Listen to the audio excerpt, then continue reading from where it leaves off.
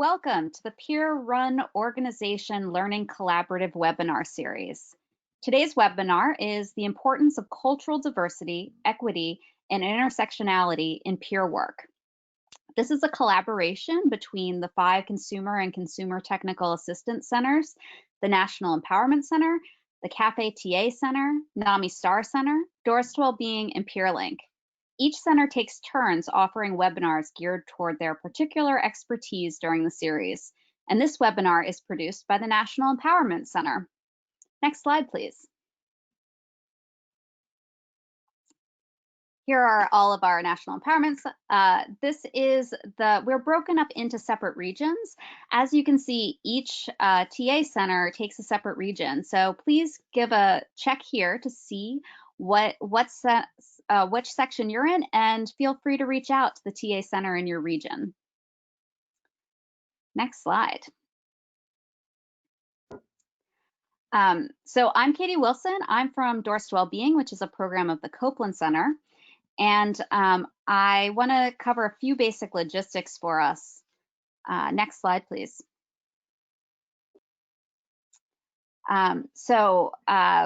Certificates and let me start over. This presentation is being recorded. And I also want to let you know that there'll be certificates available for all participants. You'll receive the certificate within a week of this presentation. If you don't get one, please do let us know. Also, we're recording the session, and the recording will be available at power2u.org. But we'll also be sending a follow-up emails with information on them as well. Next slide, please. At the end of the webinar, there will be a Q&A session, and you're invited to ask questions at any time through the questions function. Questions will be taken in the order they're received, and you're also welcome to make comments using the chat function. Next slide, please. Great. And just before we begin, we need to read the following. The views, opinions, and content expressed in this presentation do not necessarily reflect the views, opinions, or policies of the Center for Mental Health Services, CMHS, for the Substance Abuse and Mental Health Services Administration, SAMHSA, or the U.S. Department of Health and Human Services, HHS. Now, to our presenters, we're so happy today to be able to host Se Kim and Shaku Matai. Se Kim currently serves as the Executive Director of Wisconsin Milkweed Alliance, WEMA, a nonprofit peer organization that oversees the Monarch House Peer Run Respite Program in northwestern Wisconsin. Se is a Korean national who spent most of her life in the U.S. and has experienced a host of challenges arising from the immigration system. Se's background is in social work and public interest law, and she has worked with children and families as well as undocumented folk. Welcome, Se. We're also hosting today Shaku Matai. Shaku is an Indian American born in Kuwait who became involved in the consumer survivor ex-patient advocacy and peer support when he was 15 years old. Shaku's personal experience with trauma, suicide, and disabling mental health and substance use challenges, including being diagnosed with psychotic disorders as a youth and young adult, launched Shaku and his family towards a number of efforts to advocate for improved services, social conditions, and alternative supports in the community. He has since accumulated over 30 years of experience in a variety of roles, including youth leadership, community organizing and advocacy, direct service, training, and program leadership in community mental health centers, residential programs, and peer support, as well as international, national, statewide, and local governance boards and executive leadership roles. So welcome to both of you.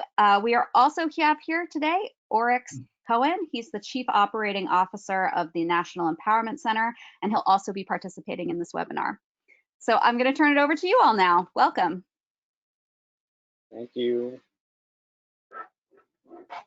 So I want to thank everyone for being here with us, and Oryx and Katie and everyone in behind the scenes, Andy and others, for making this webinar possible. I want to give you a few minutes too as well if you want to introduce yourself first, and I'll come back in as well further. How about that? Sure, sounds good. As Katie already said, my name is Sei Kim. I'm the Executive Director of Wisconsin Milkweed Alliance. We operate Monarch House Peer Run Respite. It's one of the 3 respites in the state of Wisconsin. And I first became part of the peer movement when I stumbled across the concept of it when my organization was recruiting team members. And finding out about the fact that I could bring all of my mental health challenges to work with me and just be completely myself, and it could actually be an asset to other people, was one of the most liberating feelings I've ever had. And I've been deeply committed to the movement ever since, and I hope to continue to grow along with it. All right, thanks. Oryx, do you want to say anything else? Yeah, I just want to say again, I work with the National Empowerment Center, and I've really been looking forward to this webinar for a while. We got a chance to choose what topic we wanted to cover when it was our turn to host, and I'm really happy that we chose this topic and that Chaku and Sei agreed to present and kind of guide us through this.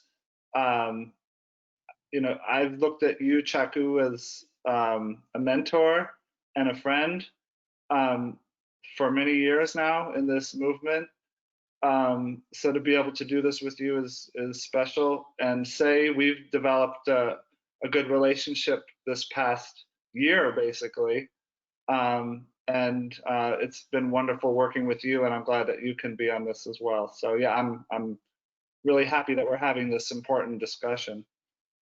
All right, thank you. Yeah, and you know, I'm thrilled too. This is, you know, like Yorick said, you know, I've grown up with this movement. I've literally, in many ways, been raised by this movement, and the opportunity to truly be, as Sei described very well, be ourselves fully, was a big step for me, and that was the message from Oryx and others from the very beginning. Was just be you, be yourself, discover who you are. And along the way, there was some challenges with that, and one of those was this topic. So that's why this is means so much to me. Is that I didn't know how to bring my whole self to a community, especially to a movement that still didn't look like me, sound like me, talk like me, act like me, have stories like me. And where do we come together? Where do we have differences? Where do we recognize those differences? And so for Oryx, you know, you and others, you know, and there's a lot of experts all over this attendee list alone, I'm sure, and you know, those of you who are listening. So I'm just, you know, seeing this as me taking a turn to be able to share my experience with this and to get to know Sei. And that's been a real honor, Sei, to be able to join you in this presentation. You know, that you're an example of the leadership that, you know, the kind of leadership we need to see and want to see in the movement. And so I'm so grateful for you for that. And Oryx, you, of course, have always been, so I'm grateful to you there. So along those lines, let's kind of move to the topic. You know, we want to do a few things. One is we're talking about moving towards something, and you know, the concepts of intersectionality, equity, and inclusion all are an umbrella for, you know, a very important, deeper conversation that starts with race, and in many ways recognizing the fiction that is race, but also the real reality that is racism, and really recognizing the need and the opportunity to leverage our power and privilege towards changing those issues that really marginalize and oppress others. And we want to do that for a number of our identities, including our identities as psychiatric survivors.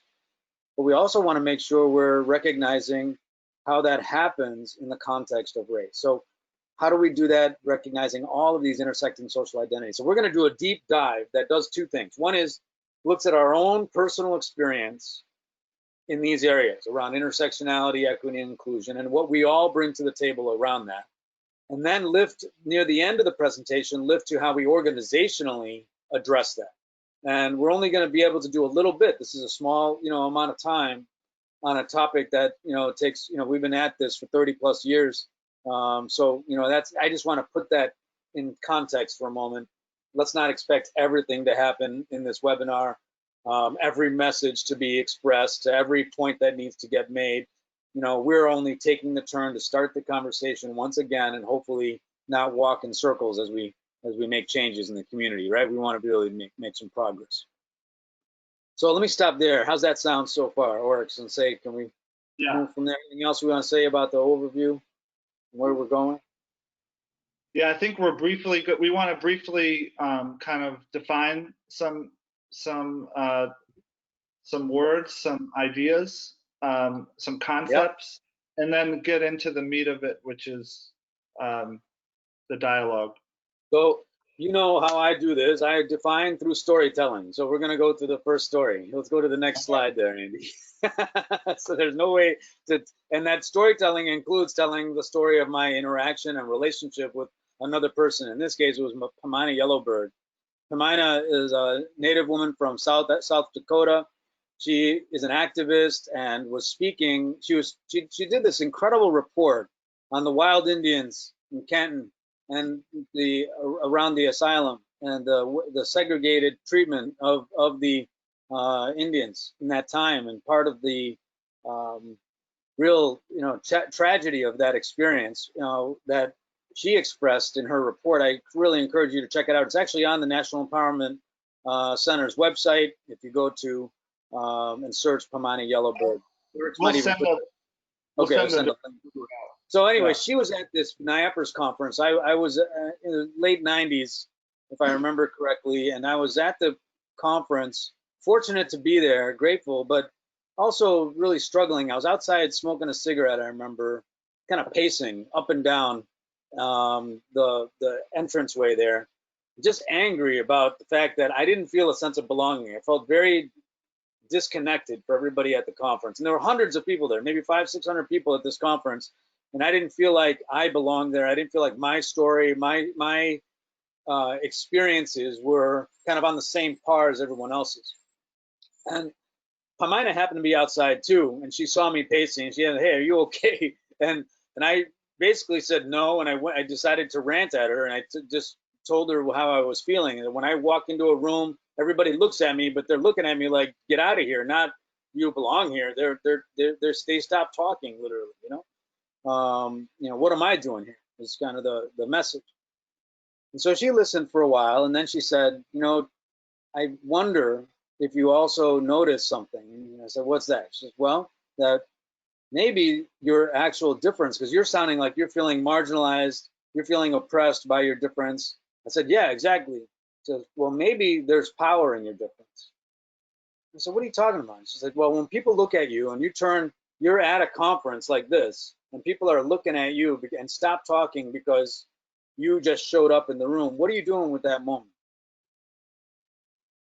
And she said, "Look, I don't have time to talk right now. I got to go in and do my keynote." So she ran off and did her keynote, like to go, but left me kind of steaming. I was mad. I was, who the heck does she think she is to tell me that I'm privileged or I have power? I'm talking about my marginalization and my oppression. And then it hit me. I was like, wait, that's Pamina Yellowbird, whose whole people have been erased. And I'm talking about who the heck is she? I better listen to that for a moment. So I started listening to that and meditating on that a little bit more. And I realized that, not only is my power and my difference, but our powers and our difference. And that started me on a process of really looking at what does power and privilege really mean. So let's go to the next slide and talk about that a little bit more. Next slide, please. There we go. So just to define power, it's only one definition. And we can take a look here, and it's really about the ability to decide who's going to have access to resources, the capacity to direct or influence the behavior of others, oneself, and the course of events. So in many ways, especially from a trauma perspective, it's about power being, an overwhelming force in our lives in that respect. Privilege is the unearned access to resources that are only readily available to some people as a result of their unearned advantage and membership in a social group. So, Oryx, anything else you wanted to add to those definitions, or before we move on? Nope. I think you captured it, yeah. All right, so this is in this context that a lot of times when we talk about peer support, remember this presentation and webinar is about this work, intersectionality in peer work, and in peer support work, one of the fundamental components of that work is the recognition and acknowledgement of the role of power in our relationships and in our healing and in our stories. So let's move to the next one. Next slide, Red. Let me turn to you, Say, to talk about the iceberg. Yeah, so I'll be talking about cultural diversity. And in a typical conversation about cultural diversity, we talk about the variation in race, ethnicity, customs, and religions, and other factors that often manifest themselves as physical markers that can be seen on a person. So these factors make up only the small tip of the iceberg, yet these are more likely to be acknowledged than recognized by the broader society. And when we talk about interpersonal racism, so racism between a person and person, it's essentially how people react to the way that you physically present on an individual level. And our society tends to recognize now that discriminating against someone based on obvious physical traits is not good. And instances of very obvious interpersonal racism tend to be condoned. What we don't talk as often about is the much bigger and invisible bottom portion of the iceberg, which symbolizes the aggregation of invisible yet profoundly powerful and impactful factors that continue to shape the daily lives of marginalized people every single day, even well into 2020. And yet these are not something that we broadly recognize or acknowledge or talk about in comparison to the more visible physical traits. So this includes our position in relation to power and privilege, and also our vulnerability to structural and institutional inequality. A great example is the lingering legacies of racial violence, genocide, dispossession, slavery, the Jim Crow segregation. These things continue to affect the minorities in the US in the forms of generational poverty that's extremely difficult to escape, generational trauma that people continue to experience, and having limited access to quality education or even basic resources like food and clean water. So these things continue to be challenges that people face in our daily lives, yet we don't talk about it as often. Another example is immigration law and the very racist roots that it has. Immigration law was literally created first to keep Chinese immigrants out of the US. And this racist history of immigration law continues to impact not just the folks who are currently trying to move into the US, but those people who have been naturalized for a very long time by continuing to push them to the outskirts of our society and continuing to highlight the otherness of those folks. And another example that I can think of is the environmental racism. So not having access to clean water and exposure to contaminations, pollutions, climate change driven flooding, these things disproportionately affect our low-income communities and our communities of colors in comparison to their white counterparts. Awesome. Oryx, anything to add? I mean, that was just beautifully said, Say. Yeah. Yeah, you know what? What's so powerful about what you're saying, Say, is that one of the reasons why things don't change is we're constantly only dealing with the tip of the iceberg, not dealing with what are really these underlying factors and conditions and values and belief systems that drive all the policies and discussions that you were just talking about. So let's move to the next example of this. And Say talked about it in every area, and that's health equity. And so one of the areas where we see this most immediately, and especially now, and I want to acknowledge during this pandemic, the disparities and inequities that Say talked about are ever more prevalent and recognized, and we can see it magnified as a result of these experiences. We might be all going through this together, but we're certainly not going through the same things or going through it in the same way.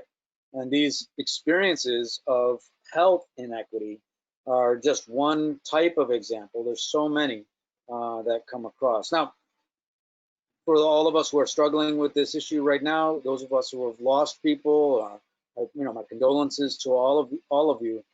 This is a tough time, and to even be here doing a webinar. My mom, for example, just went into the hospital this morning, into the emergency room for shortness of breath. She's still there, so we're wondering what's going to happen. This is my father can't be with her. He's outside in the car, right in the parking lot. These are factors that drive the quality of care, the ability to have access to care, the kinds of things that people are struggling with. So let's talk about a little bit more, two concepts. One is whether it's a process or an outcome. One is, there's outcomes we want to focus on, such as having everyone have all access to the highest quality of care, have the greatest chance of being in full health and capacity for health. Well, at the same time, we will never address what Say talked about in those underlying conditions of the iceberg if we don't have an understanding of procedural justice, that the social conditions themselves that actually create these inequities have to be addressed. So where there is closed-mindedness, we need to create open-mindedness. Where there is a search for safety and restriction, from others, we want to increase people's comfort with taking risks and being with, difference and different kinds of people and learning how to let go of those things. So that's what we're going to move to next in the conversation. But Say, before we do that, let's talk a little bit about this idea of equity and equality. So next slide, please. Okay, so if you see the top of the slide, everyone is equal in the sense that they have the exact same bikes, but you see that only one person is able to move forward comfortably. On the bottom portion of the slide, though, people have been given a bike that have been adjusted to accommodate their individual needs so that everyone can move forward together. And this picture does a great job of capturing the idea of equality versus equity. When we talk about equality, we assume that we all have the same needs and that everyone has the same starting point and that everyone has the same amount of power and access to resources. When we turn the conversation to equity, though, we recognize that the structural and institutional forces have profoundly shaped the access that people have to resources, power, and wealth. And when we talk about equity, we are recognizing also that some people have been historically marginalized and denied basic access to resources. And therefore, it is critical that we as a society take the time and the energy and the resources to make accommodations to meet the individual needs.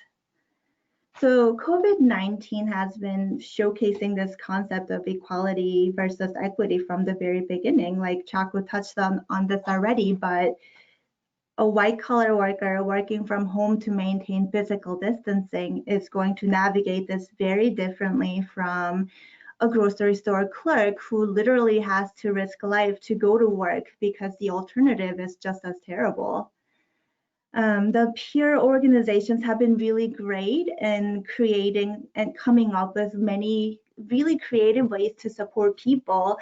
And a lot of those supports have been provided online. And while the creativity, the passion, all of that is amazing, there is a blind spot in that there are some definite barriers to some folks to be able to access these resources. So an example would be lack of equipment or lack of access to reliable Wi-Fi, maybe lack of knowledge and skills to navigate online communities or just computers in general, maybe accessibility needs. So these supports are equal in the sense that everyone does have access to it, but there are very tangible obstacles to some folks to be able to access them. And I think it's very important for us as peer leaders to keep these things at the back of our heads as we develop policies and strategies as we move forward. Awesome. So this discussion gets difficult, and so part of what we're wanting to recognize here is that the recognition of those differences and the adaptation. So one great example are in these cultural and linguistic access standards that have been there as a real expectation of communities and healthcare systems, yet we still end up with 3 to 4 times more of a rehospitalization rate for African Americans. We still have Latinos and African Americans are the highest numbers of people, at least here in New York State, that are in forced treatment, involuntary outpatient commitment orders. So what are the kinds of things that drive those practices that result in this kind of decision to not provide a different kind of bike? What people would say to me is like, look, we want to be, and this is a proverb, we want to be warming ourselves by the fire we build, not by someone else's. Help us build something that we want to build for us, that works for us. So let's go to the next slide so we can talk a little bit more about that. So this has been kind of the introduction of that process. So I'm going to tell another story. My way of bringing and this is from Aesop's Fables. You might have already heard this story from me or other people before, or from Aesop, if you've been around that long. But the Fox and the Stork, this is the story of the Fox and the Stork, and it's my retelling of it. And the idea is that the Fox and the Stork meet and they become friends. They're excited about the diversity of their friendship. How cool would it be, the Fox thinks, to have a stork for a friend, and he thinks of all the different things that could happen if he had a stork as an ally, as a friend in his life. The stork thinks the same thing. She goes, oh my gosh, how wonderful it would be to have a fox for a friend. So the fox invites the stork over for dinner, and he lays out a plate, has some milk in the plate, and starts lapping up the milk. But the stork, with her long beak, can't touch it. She tries, but can't access the food that's at the table. So the stork invites the fox over for dinner, and the fox comes over, and the stork has this big vase with a belly in the base, and the fish that she eats are all at the bottom. And because of her long beak, she can access the fish, but the fox can only stand and watch. So this story reflects all of the desires that we have for diversity and the wonderful intentions that we have by bringing people to the table. But it isn't about our desire or our intention. It's about how we set the table. It's in our habits, in our norms that are usually indicative of our values and our beliefs. So Oryx, I wanted to stop for a moment. Any reflections on that story before we move on? That kind of sets the stage a little bit for where we're about to go.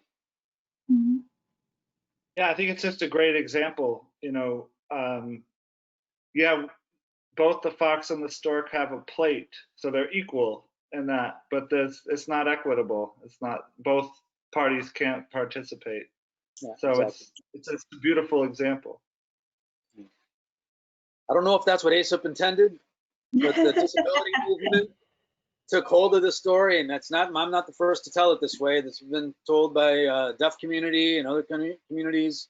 Is where I heard it first, actually. So those are some of the ways in which that's done. So why don't we turn it over to you? Next, we'll go to the next slide, and I believe start talking about your experiences. Yeah, so I would like to share my experience trying to show up at the table and the particular place settings not being very accommodating for someone with my mix of identities. I'm a Korean woman. I'm an immigrant, and I've experienced a lot of trauma throughout my life. I would say, though, that one overarching factor that touched every facet of my life so far has been my immigration status. So I moved here as a child, as a dependent of my parents who were pursuing higher education here. And by the time that they were done, by the time I was done growing up and ready to go off to college, I got my own student visa.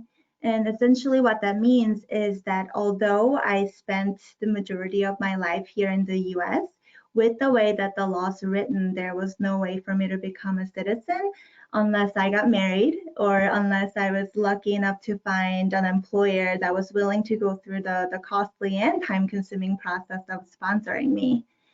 So from a very young age, I knew in the back of my head that this home that I loved and cherished and like everything else that was in it wasn't actually legally my home.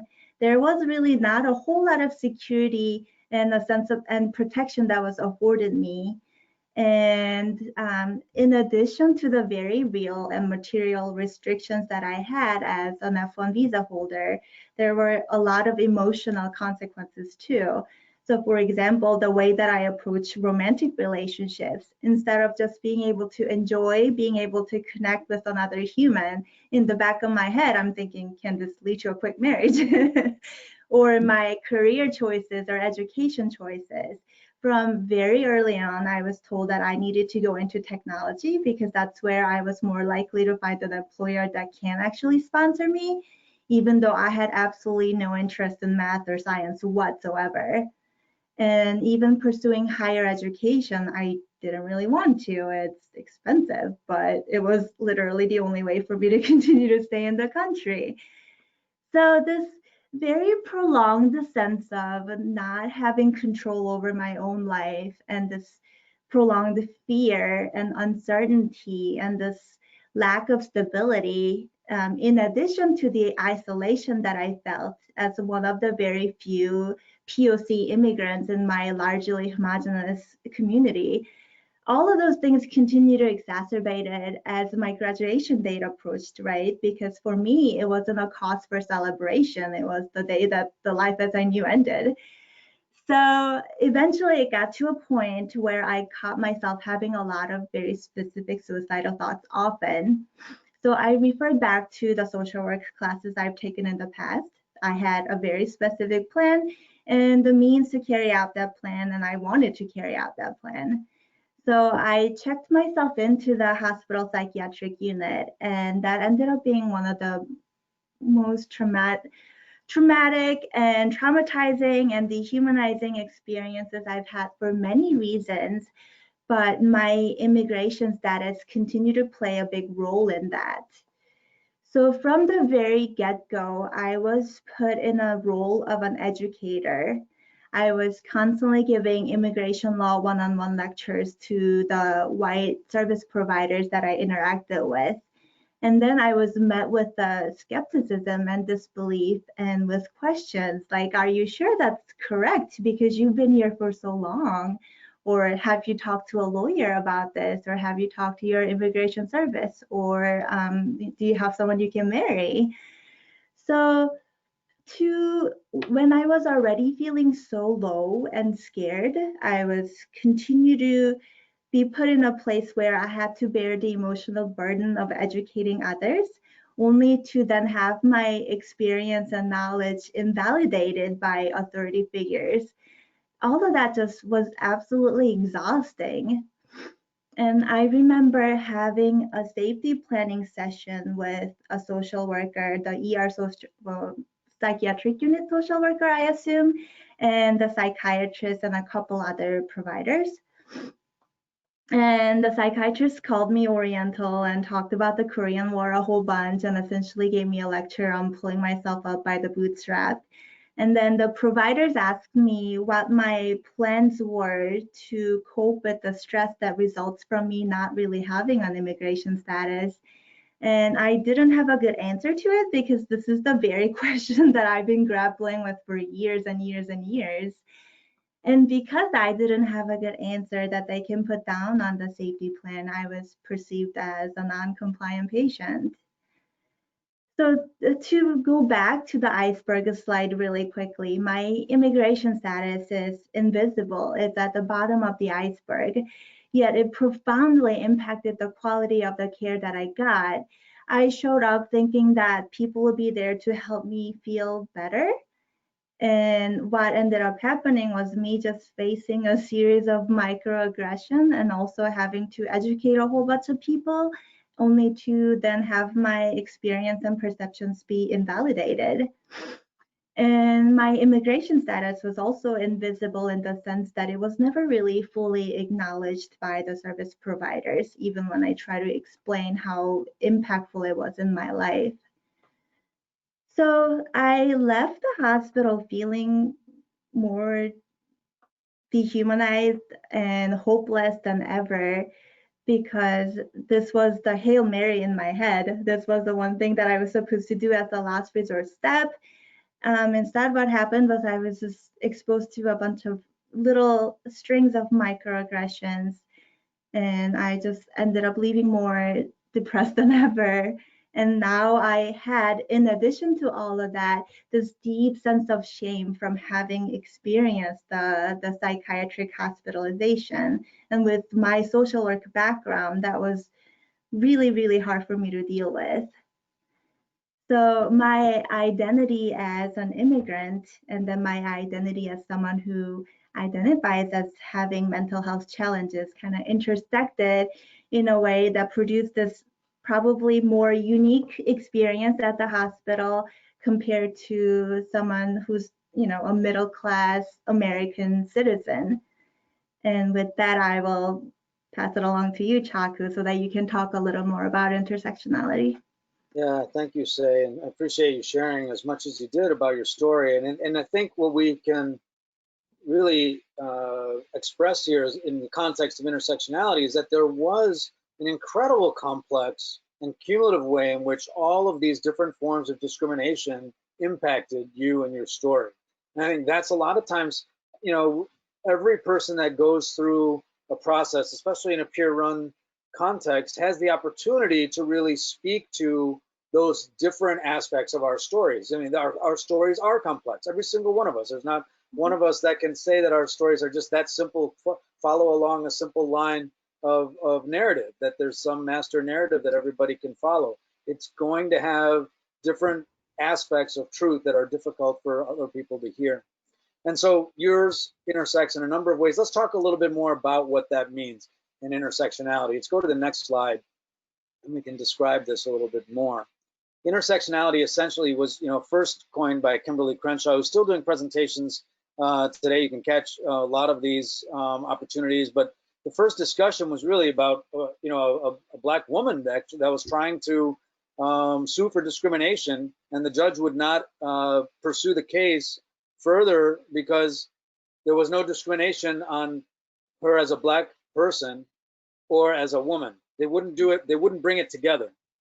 And the issue of her discrimination as a black woman, as opposed to, you know, yeah, they had hired black people in the organization, they had hired women in the organization, but she was talking about the cumulative effect of that. And so that concept of intersectionality in that context brought forward a conversation about this, and further, you know, built on conversations about microaggressions and other things that you referred to that had been going on and talked about since the 70s.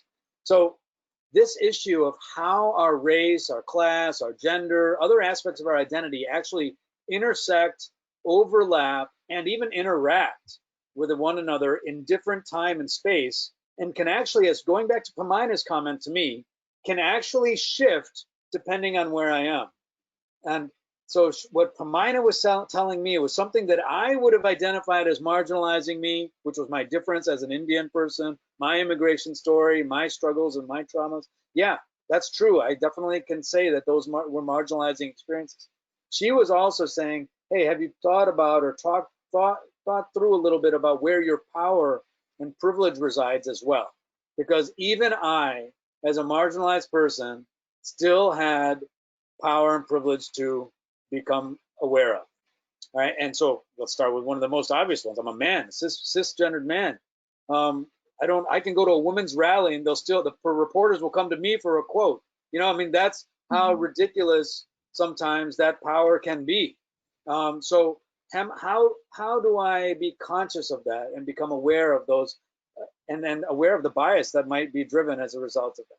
So that's what we're talking about. The other concept I want to emphasize here is that our identities do not operate in a silo, even though our movements tend to. So even as a movement, we kind of came under a similar tent or a common tent of some kind of mental health challenge or challenge around our oppression. And some of us made it a social justice issue. So we would find commonality in that area around a singular identity, but it couldn't operate in a silo. We had to attend to the differences among us in order to really bring the strengths of our community forward. So let's move to the next slide, and we'll talk a little bit about how we're going to do that here today. I noticed an exercise that was being used by some people, actually even before 2008, but Jodie Clement had put this in her dissertation in the early 2000s. In 2004 is when I ran across it, when some people from Boston University, Dr. Uma Milner and Dr. Maria Restrepo Toro from the psych rehab department over there were presenting on it.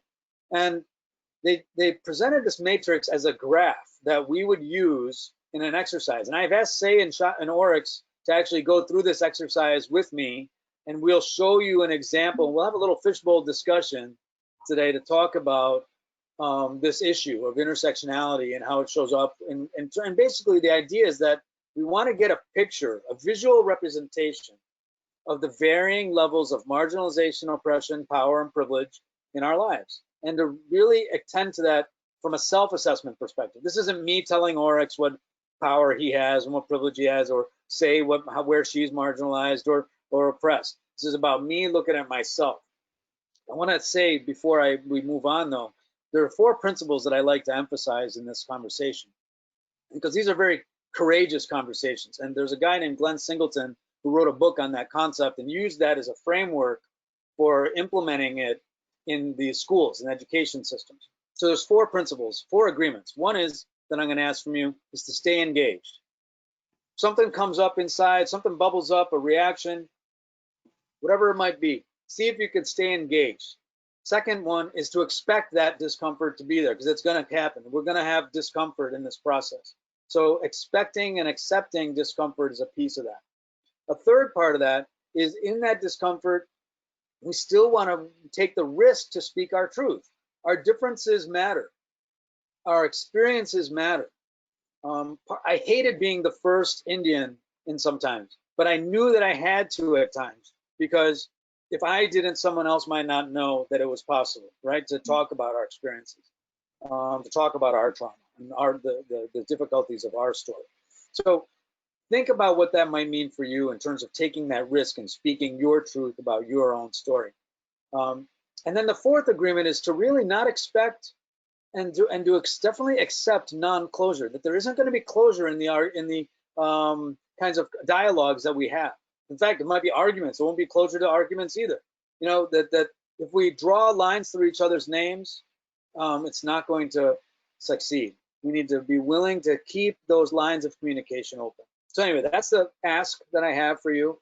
And I've asked that of Say and Oryx as well here, and as we get into our next steps of the dialogue. So the way this works is that the center of the circle is the center of the graph, and that's where I have the most power and privilege. So let's say if I use one of these items, let's use gender as I discussed, or years of education, or age, or anything, but years of education, let's say I don't have a lot of education. I struggled with completing school because of my issues really interrupted my ability to go to school.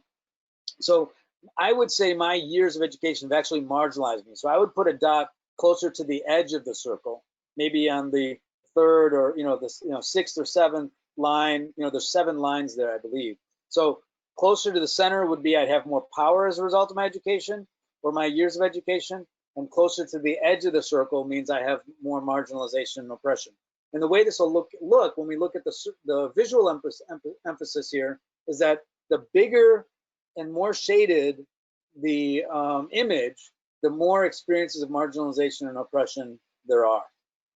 So let's go to the next slide, and we actually have Say's, Oryx's, and mine. So here's mine. So it's an example of the differences. So I connected the dots and then I shaded it in.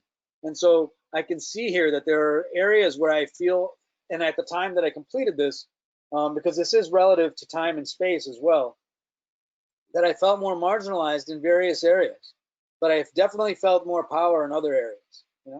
Let me move to Say's. I believe she's next. Say, do you want to say anything about yours before we move to Oryx's?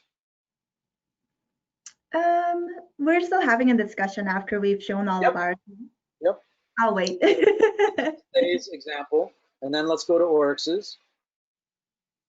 And there's Oryx's.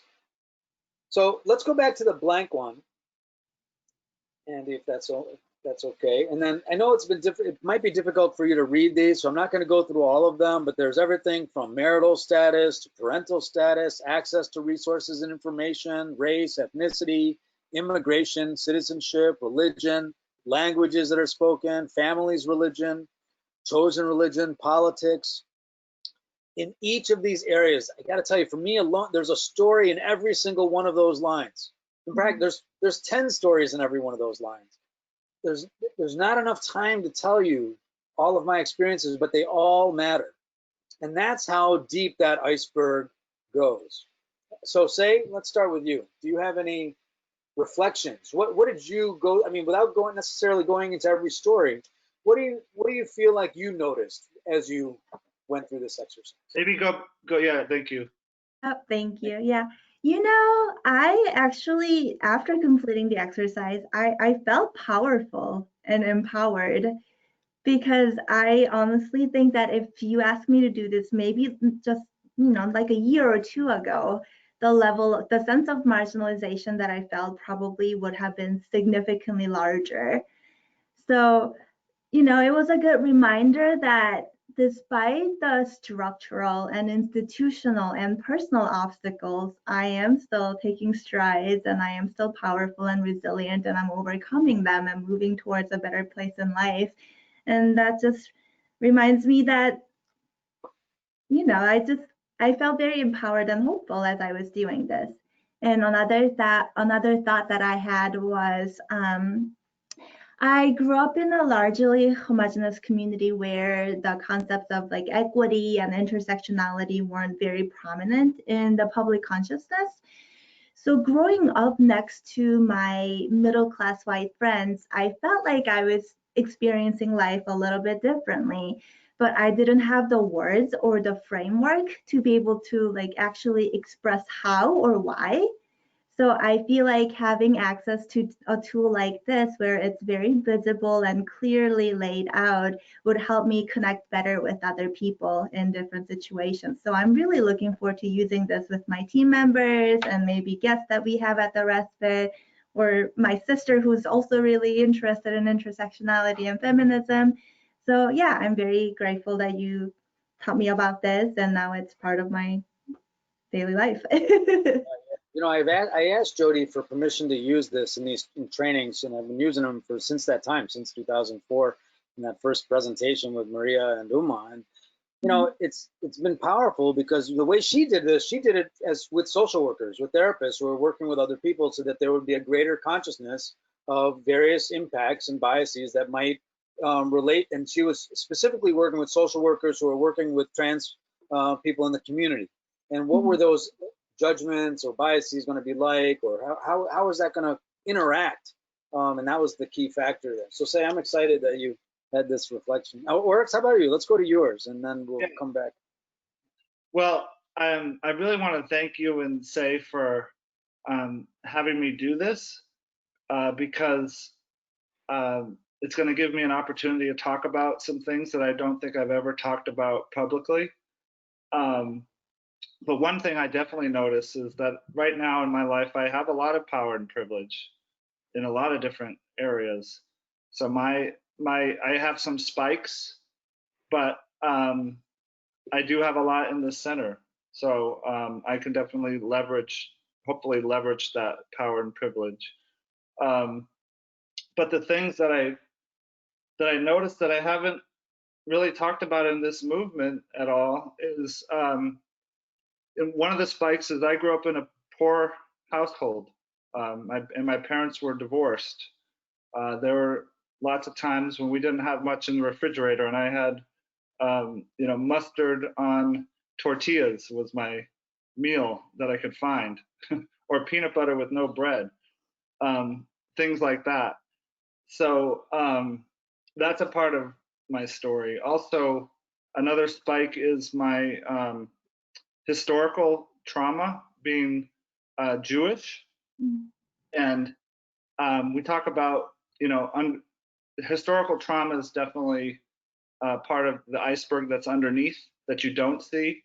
But with my last name, Cohen, you can't really hide from being Jewish. And I remember as a young boy in school, in history class, learning about the Holocaust and seeing pictures of dead bodies stacked on top of each other.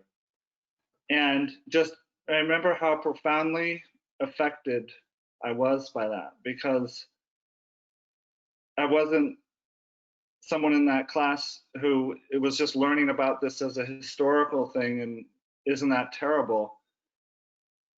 It was my family. It was my ancestors.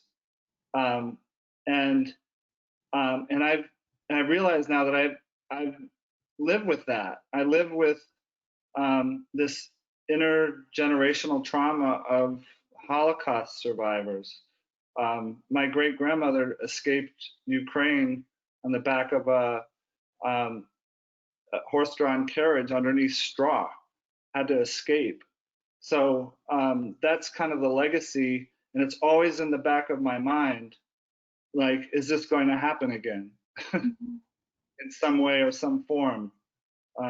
This anti-Semitism and having to deal with jokes about Jewish people, and so that's something that I've grown up with, and I've never really, talked about in the movement.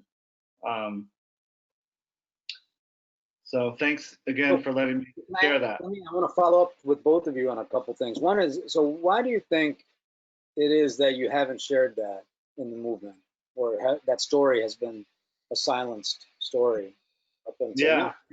Now that we're getting into more of the dialogue part of it, I think a part of it is being a white male, and with the way that people perceive you and make assumptions that you don't have that type of thing in your history. And so, like, who am I to talk about my trauma when other people have been through worse or are currently going through worse? And this is, this is something that's underneath the iceberg. So I don't necessarily need to talk about it unless, of course, you look at my last name. But I think that's a part of it, like not feeling like it would be heard, I guess. Well, and also it sounds like there's a discomfort with the power and privilege that you do have, because you're worried that that's what's going to lead every conversation, and that who are you to be struggling with an aspect of your story when you have all this power? It's kind of the self-judgment. Yeah. Stay there. And so say, I mean, what for you, it sounds like you felt like there were aspects of your story, like the immigration, that was just so glaringly obvious to you, but not really a part of the conversation at all. And when it was done in these ways that were very trivializing and minimizing. So what do you think, in terms of your experience that you noticed? How do you move this forward? You want to work with other people with this, is what I heard you say, but towards what end? What would that do? Be more aware of how different our social locations and identities intersect. So, for example, I have a very small team and team at the respite, and a lot of them are white. So I want to be able to utilize this tool to get them to consider all these different aspects of life that our guests might have. So these different experiences that our guests might have, but they might not be readily visible, like the bottom of the iceberg, like Oryx just talked about. Well, that's big right there. I mean, so let's kind of, I'm sorry, were you going to say something else? I just wanted to unpack that a little further. I have another thing, but keep going with this. Okay, sorry, were you going to say one more thing? No. So just on that point, so so let's say in peer support, one of the things, we might go through that too, right? Oh, I haven't been through as many hospitalizations as Oryx, or say, who am I to be worried about how much I'm struggling with my experiences? Or, oh, I don't hear voices the way she hears voices, or they hear voices. My voices are not as bad, so why would I bother describing? So there's a constant struggle to feel like we have to replicate something we did out either on the street or in the hospitals or in the, was to ante up our trauma and kind of have these trauma wars and struggles with who's got it worse. When in peer support, we try to really change that by validating each other's experiences, don't we? Yep. And so the same experience has to happen here. we're validating an aspect of our story and allowing that to emerge in a way that we just haven't before. And that Yeah. will change how we experience each other. I'm not going to lead with my bias towards white people even, right? As much. I might still, but I might have a chance to actually engage the relationship now in a deeper way than I never did before. Yeah. Yeah. Oh, sorry. Go ahead, Oryx. Go ahead. No, go ahead. Yeah. We talked about like even people with the best of intentions might sometimes have blind spots because they're simply just not aware of all these other complex facets of people's experiences. So I feel like this is a great example, a great tool to explore that idea. For example, I don't really talk a lot about I don't think a lot about my parents' household income as they were growing up. But then when I actually think about it, they came from just extremely poor, poverty-stricken area right after the Korean War. And to be able to get to a point where they moved to a whole new country so that they could pursue higher education and become prominent educators, that's a really empowering story, and that's part of my heritage that I can be proud of. So just little things like that you typically don't think about when you discuss mental health challenges or substance use or peer movement. I thought it was really cool to get the chance to do that. Yeah. And say you brought up, working in a white community and growing up in a white community. And, I think a lot of white people, especially in this movement, and I'll speak for myself too, because I've definitely had this thought, is that, I know what oppression is because I've been locked up and I've been forcibly drugged and I haven't been able to leave, and I've been told that I'm mentally inferior than other people. So I know what you don't need to teach me what oppression is because I know what it is. And so there's, I think, some resistance among white folks to have this conversation in our movement. I've seen that. Well, I think that's part of why I'm really grateful that you're bringing the conversation forward, that we can speak to it directly. Part of the reason why we, in many ways, need to start with race and why that's so important is because that's where a lot of these, especially with white supremacy frameworks, just making that discomfort something that's acceptable and something worth having a conversation about. Robin DiAngelo wrote a book called White Fragility. I'd really recommend to anyone who's training or interested in this concept and helping unpack those issues of white privilege on just that white passing, race issue alone. And it really helps clarify a lot of those struggles. At the same time, that's why I bring up courageous conversations, because we need to be willing to have those difficult conversations and to engage those dialogues.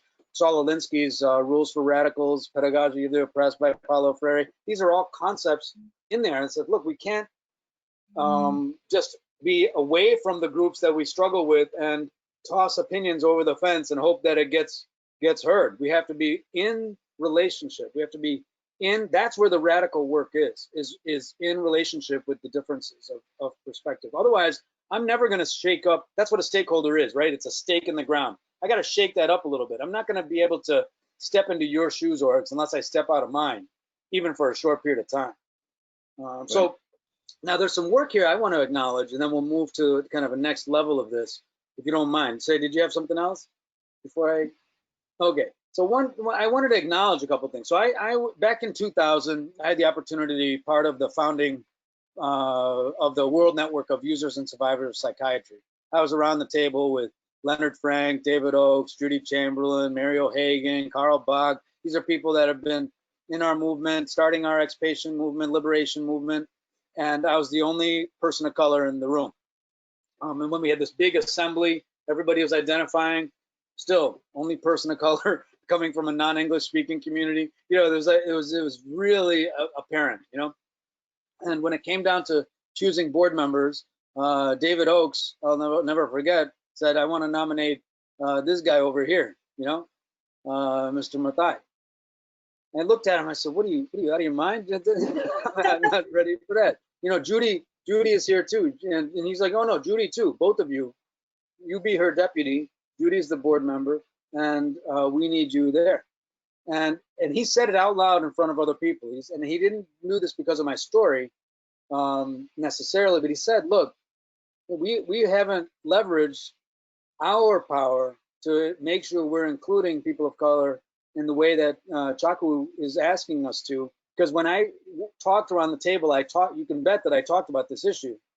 I said, none of you sound like me, look like me, talk like me, and you're not going to make opinions or decisions like me. So where are we in this movement?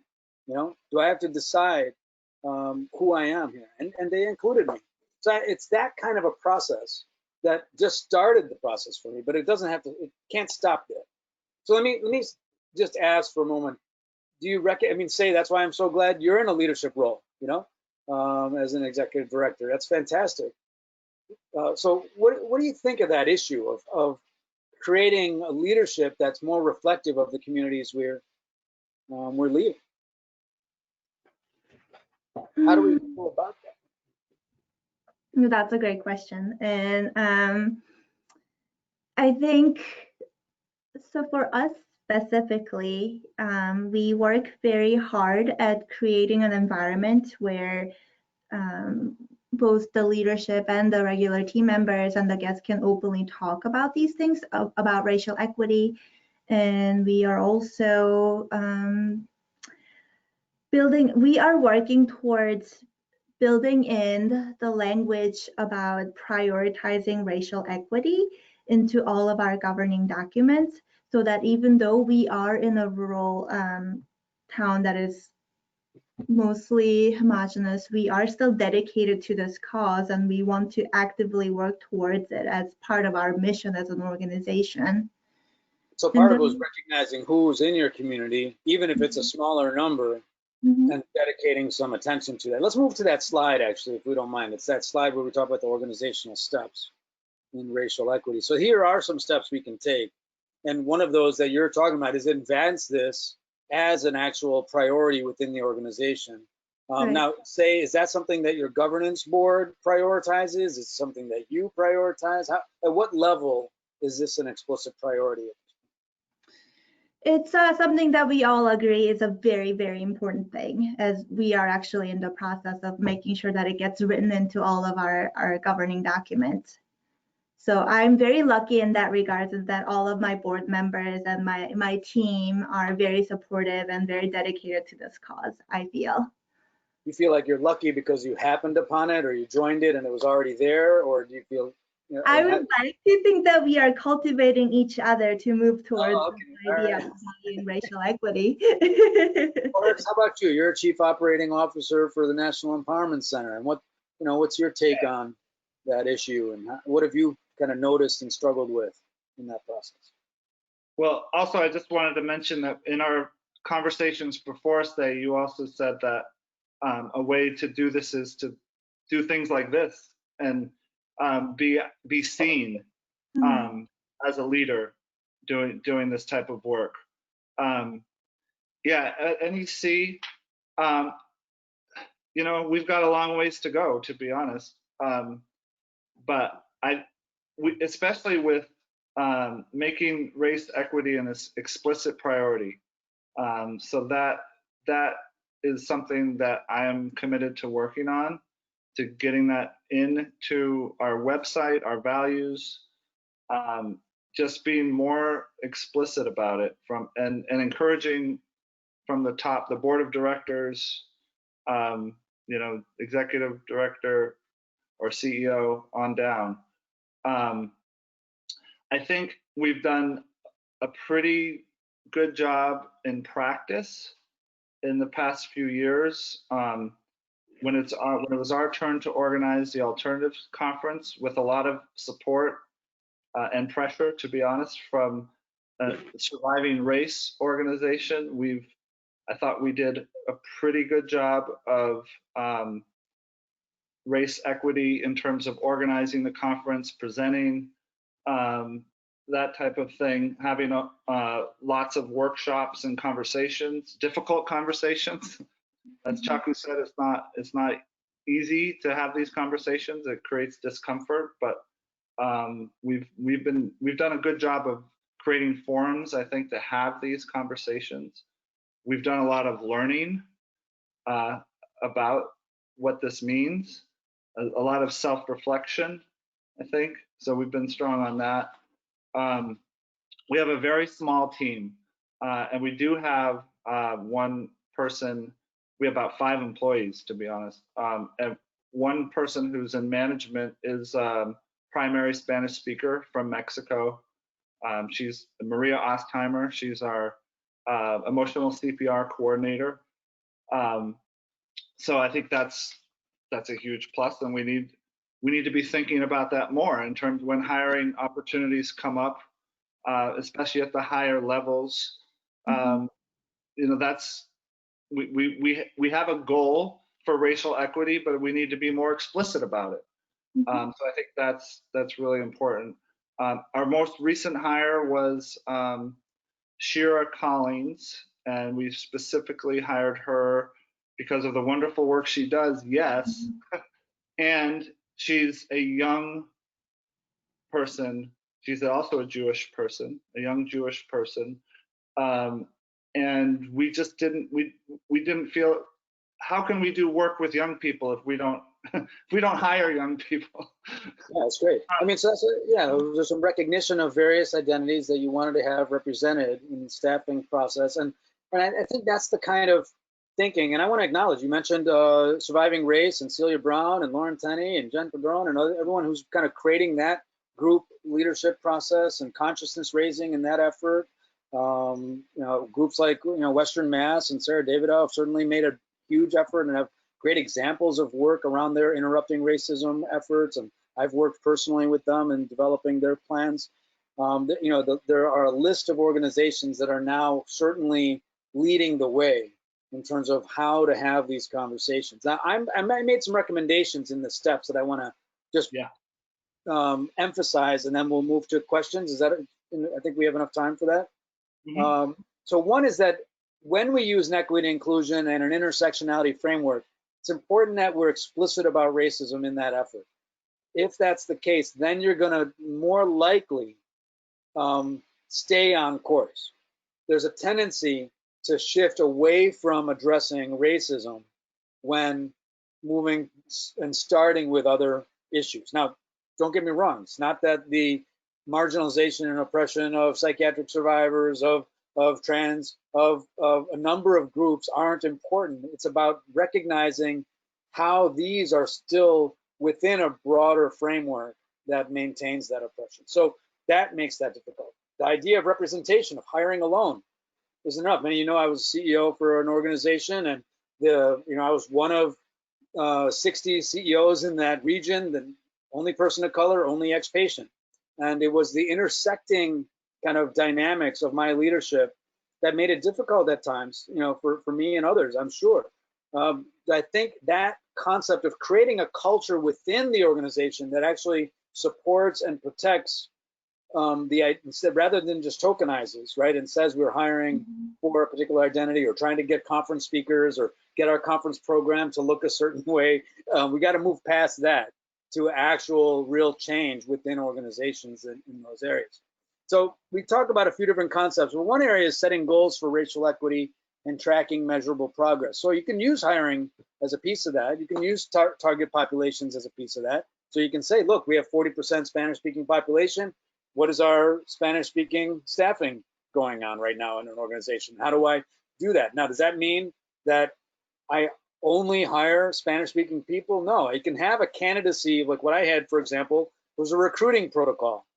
In order to get to a leadership interview, I needed to have 50% of those candidates who were getting to that higher level interviews to be people of color or people representing the groups we needed to identify with. So Spanish-speaking or African-American or Latino kind of groups, to name a few.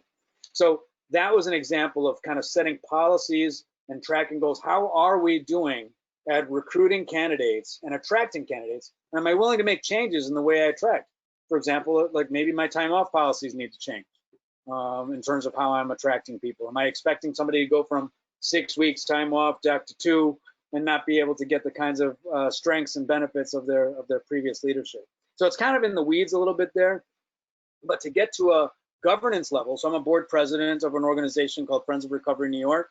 At a governance level, I have a priority for people of color being 51% of the board at some point, to have people in recovery certainly being 51%, but also to have a marker for a strategic priority in the organization to address disparities and racial inequities in our community in regards to our organization's mission. So how do we measure that as a piece of that? Are we making progress in that area? And that means we're going to take on criminal justice issues more, because people of color are disproportionately, Black, Brown, Indigenous, Southeast Asian, are traditionally more disproportionately criminalized. So that's the kind of factor we're using. So let me stop there. Say, Oryx, any other feedback before we move to questions? Yeah, thank you. I'm looking forward to hearing how people are responding and questions.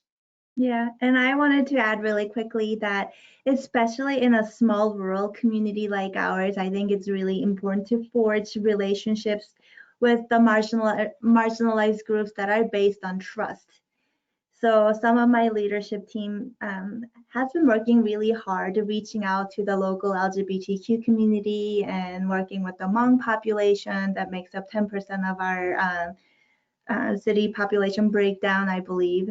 And I just wanted to share that one of my leadership team members actually got the Community Ally Award from the local LGBTQI group because of the work that he's done, not only on behalf of WEMA, but because on a more personal level as well, because this is something that he's passionate about.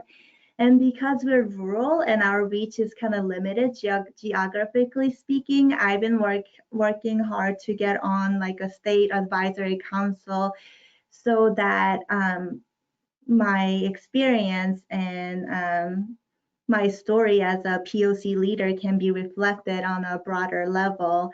And I interviewed with the Protection and Advocacy for Individuals with Mental Health, that's a mouthful, Advisory Council. I was very explicit in what I wanted to do, in that I wanted to further racial equity and I wanted to advocate for more marginalized folks, and I was invited to join the council. So that's something that I'm really looking forward to doing as well.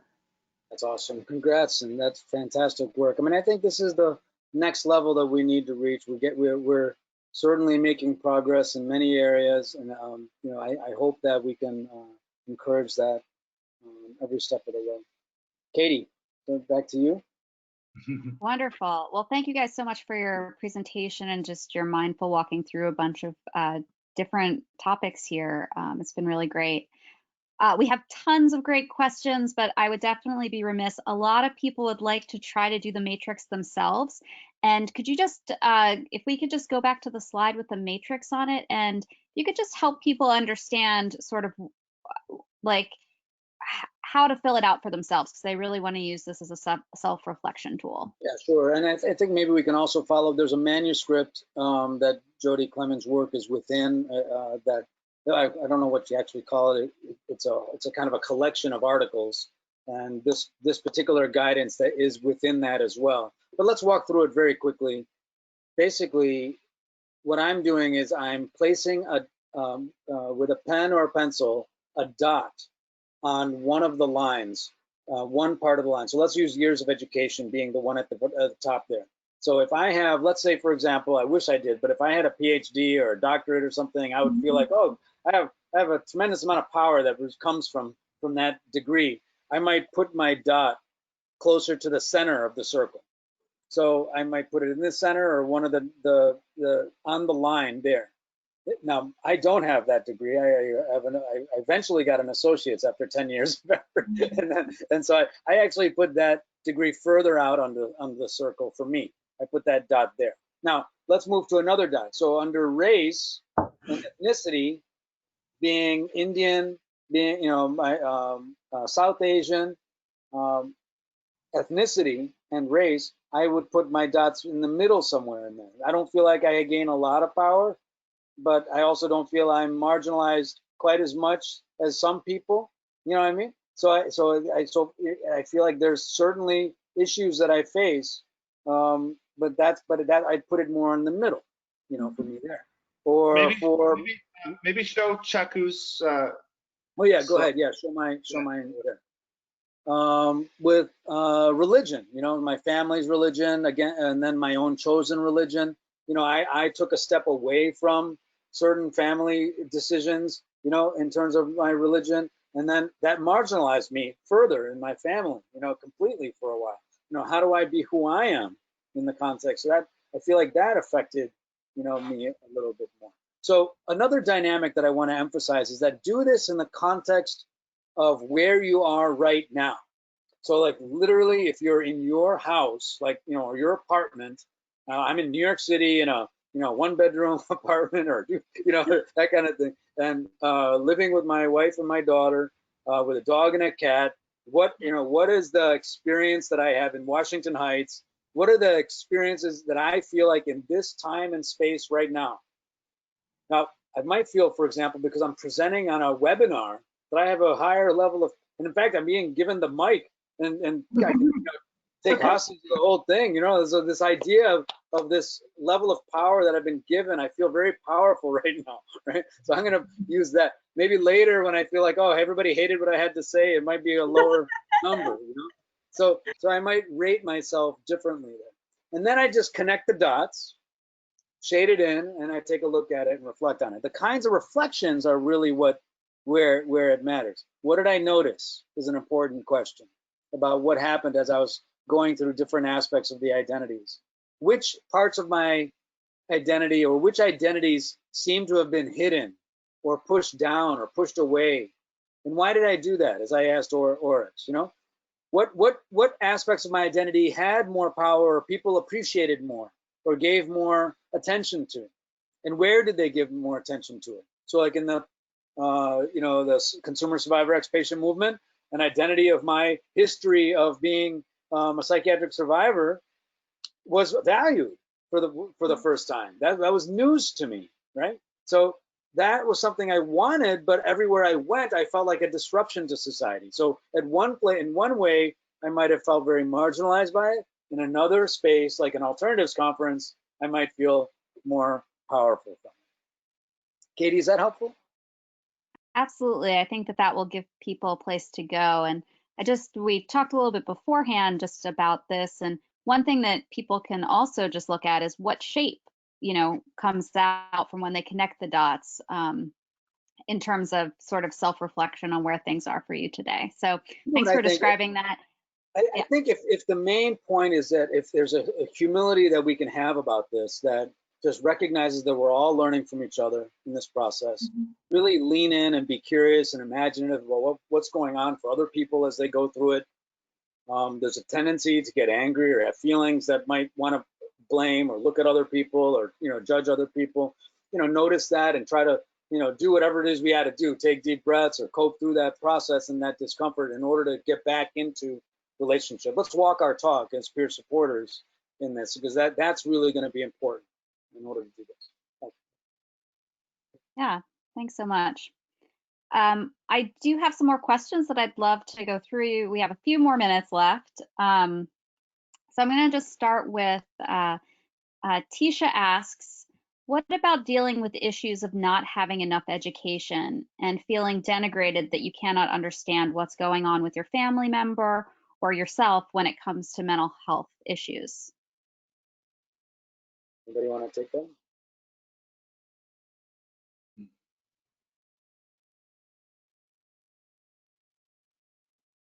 I'll start. I mean, I'll just take a turn.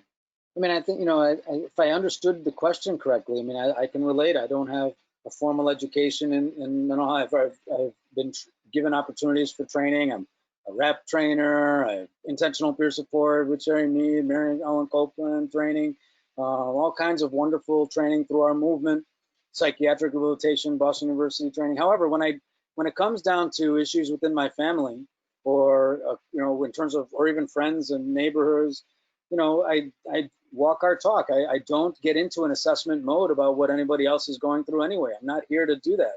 I hold up the mirror. That's, you know, what do you see? and what is that? How do you feel about that? And offer support and a willingness to listen. Even in my family, when somebody's hospitalized, they don't let them talk to me because they're afraid I'm going to talk them out of staying in the hospital and talk them out of being in medication and talk, their perceptions of me are still about my rejection of most of these things.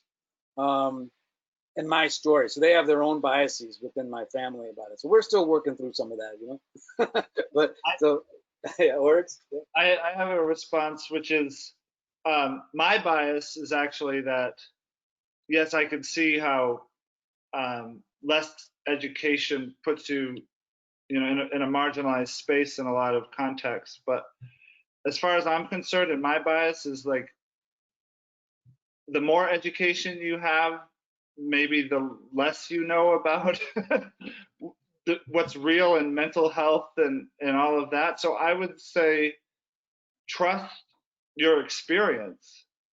Your experience, there's wisdom in your experience, there's wisdom in your culture, how you were brought up. And this Western teaching is not necessarily so great in terms of what mental health is. And so your understanding is perfectly valid, is what I would say. This is actually a very familiar feeling to me. I come from a highly educated family, and then now I'm very new to this movement where I'm still learning a whole bunch of things. So sometimes I feel like my knowledge isn't sufficient for me to be in this role. But at the same time, I know that the experiences that I have are valid, they are still real, and I am able to bring it to the table and share my stories, and we connect, and things come out of that, and it's exciting. So just knowing that your experience is real, and yeah, that's all I got. We have a lot to learn from you, so. From each other, exactly. Absolutely. And just from a systems perspective, I think that like organizationally, we can make some acknowledgement around like who is able to access kinds of education, and if those kinds of requirements put barriers on people who are otherwise perfectly capable of sort of being our colleagues. So that would be my side of that. I actually don't think I'm qualified for any position in mental health. I mean, legally, from a credentials perspective, even peer support. Well, I've been kind of everyone. The finish line has moved well past me. Hopefully, you'll all still hire me once in a while. Recently, I noticed that a lot of work goes into getting certified as a peer specialist, and I have some hesitations and reservations about that because not everyone learns the same way. Not everyone can take exams the same way, but that doesn't make their lived experiences any less valid. So thank you for bringing that up, Katie. It's something that's been on my mind for quite a while lately. Andy, would you mind moving to the resources slide while we do the thing? Oh, yes, very good. Yeah, so I'll just go over these real quick. Robert Woods Johnson Foundation has a great equity. Actually, you can credit them for the bicycle image that we looked at there. Understanding Race has a number of resources on their website in terms of understanding the various impacts and issues related to race. It's a multi-organizational kind of effort there. Project Implicit is also a multi-organizational research project where you can actually go and test your own implicit bias on a bunch of different groups. So it's a great way to reveal your own bias to yourself while at the same time contributing to some research around that. So I think it's an excellent place to start if you're going to start anywhere around understanding your own bias. Even with this exercise, go to Project Implicit and check that out. SAMHSA, of course, has a great page on behavioral health equity, and the CDC, the Center for Disease Control on Health Equity. And then the next page is the references to the types of topics, content that we had in the presentation as well. So you can look up, as well as Jody Clemens' work in that area. Brian Smedley, by the way, does great work on racial inequities. There's a variety of people that, just the list, this is just even just a short glimpse of all the work that's gone on over the last decades. There's a new Anyway, I don't want to keep going. I'll stop. I know you have questions. Could you do the last slide? So, yeah, there's, you can by the way, please download the presentation so you'll have all that readily available. It'll also be on our website. But I imagine there's going to be a lot of questions and comments that we don't get to. So here's Chaku and Say's contact information. We'd love to hear from you. Like if your question didn't get addressed, please email and we want to see it. So yeah, just want to say that. Great. Well, thank you all so much for coming today. It was really great for so much participation. Folks were chatting into the chat box about how much they were connecting with how you guys were presenting everything. And I just think it's always good for us to be re-examining, where we are in our own communities and with our own biases. I did want to remind everyone that to save the date for our next webinar in the series, which is Building Partnerships to Enhance the Peer Workforce on July 14th. And we definitely hope to see you there. That one's being produced by the Copeland Center, and PeerLink will be the moderator. Katie, can we have time for one or two more questions? We think, by my count, we have like 4 minutes. Do we? Sure, if you guys want to take another question, that's fine. Yeah. Let's keep going. Yeah, I didn't think we were closing either. Yeah, that's helpful. Yeah, and at least also get some closing comments from Say and RX. How about one more question? Okay, well, one more question. So this one came from Anne, who asks, does the peer movement have a cadre of interpreters and translators to get peer concepts and materials in other languages and share concepts from peer people who write in other languages as well? And then she just noted that Google Translate is not accurate. That is an amazing question and something that I've been thinking about too, because we've been working on translating our literature to Hmong. And I'm a bilingual, right? But I don't think that I have the capacity to talk about peer support in Korean, even though it is my mother tongue, because it is a relatively novel concept to a lot of people. So I don't have an answer to this, but I would love to know more if someone does.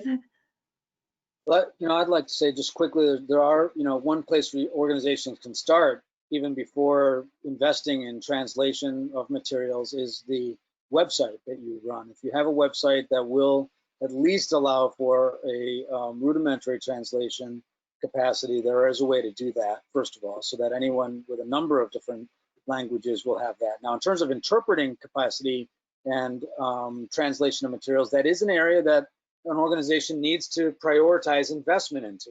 So whether it's pursuing funds or carving out funds for that priority, that's something at a governance level and a strategic level, from a strategic plan and as a CEO, has to be prioritized. If it's not, you're gonna, even right down to this hiring practices. I remember trying to say to one of the staff, I said, we need Spanish speaking preferred at the bottom of every application.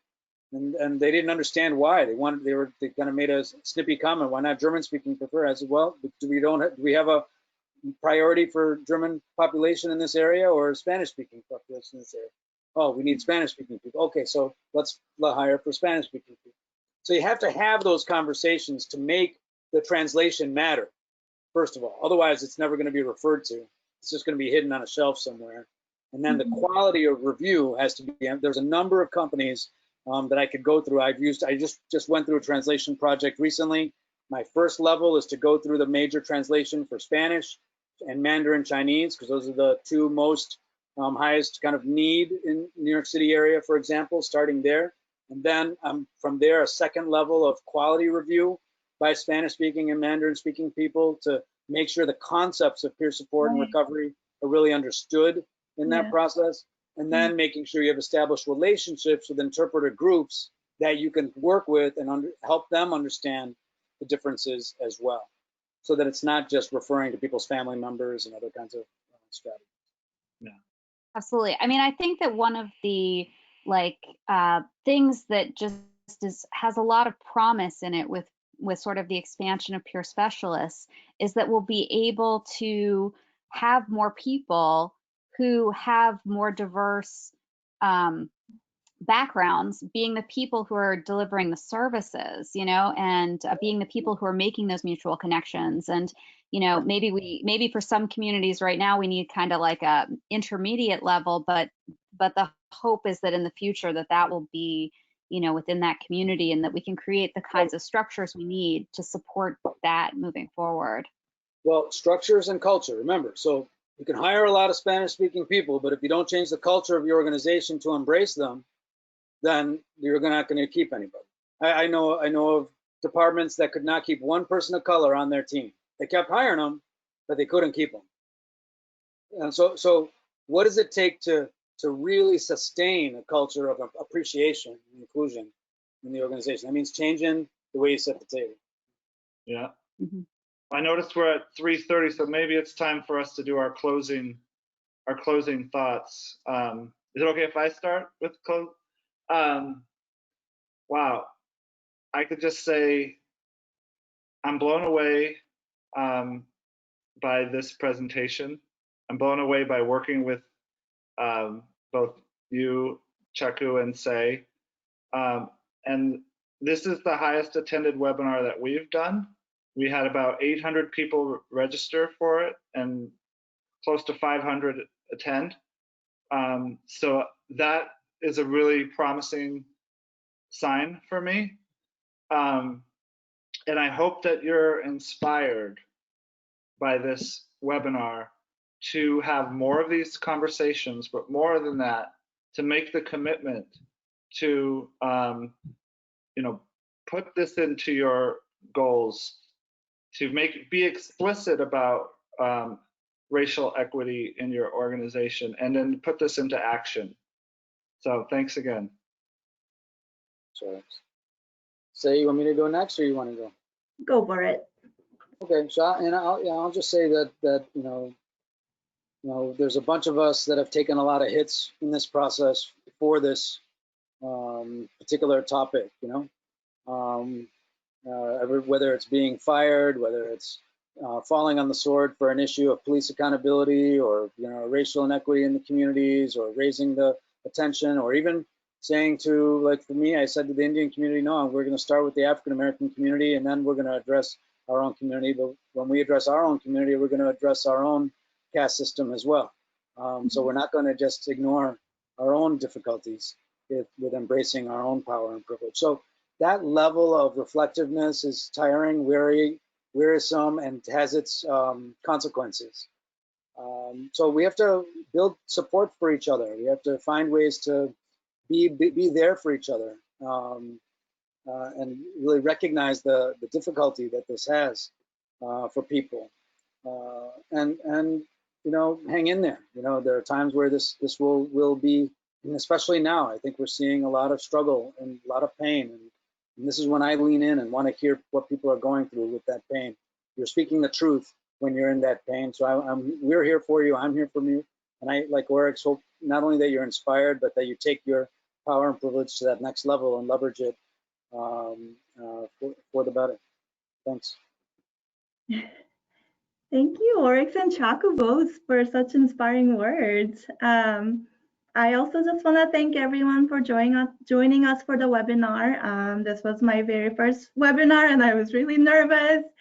So just thank you. I feel honored to be included and to having been part of it. So thank you all, and I hope that we all are hopefully taking some things away from the webinar, and that we are willing to have uncomfortable conversations moving forward for the sake of connecting better together as humans. Yes, and we hope you're awesome. Yeah. Say will be featured tomorrow too. If you like Say today, come back tomorrow. She's going to be talking about peer respites. Yeah, I'm all webinared out now.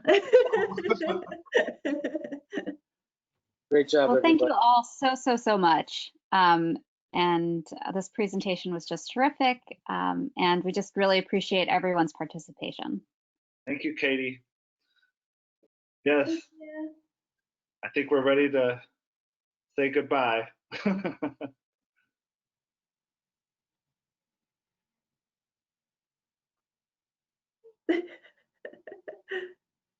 Do I just leave? I think they need Andy or Katie need to end the webinar. Okay.